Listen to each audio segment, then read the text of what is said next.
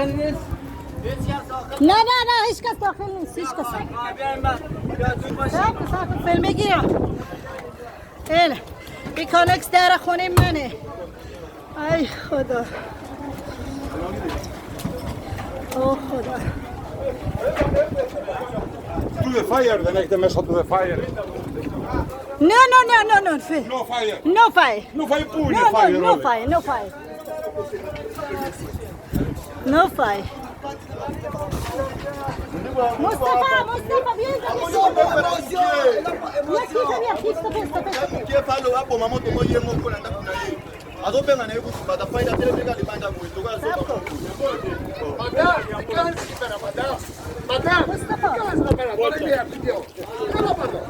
Mustafa, sab.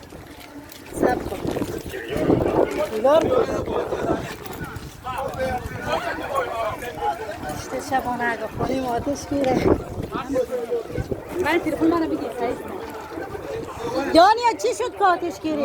من رفتم کانکس باز کنم دیدم این تشک من آتیش گرفته. منم دستگاه رو باز کردم. من خودم چیز کردم. من گفتم به این آفریقایی گفتم تو میدونی از این استفاده کنی. بعد نمیدونم آتیش گرفته.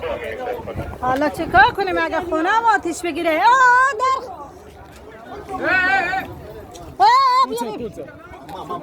در خب نمیخوره به این. سب کن با خود اینو بیتر میفهمم.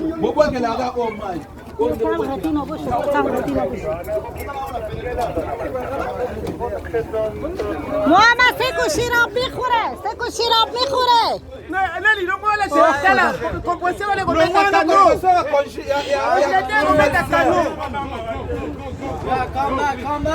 وای خدا اگه کانکس آتش گیره بدبخت میشم.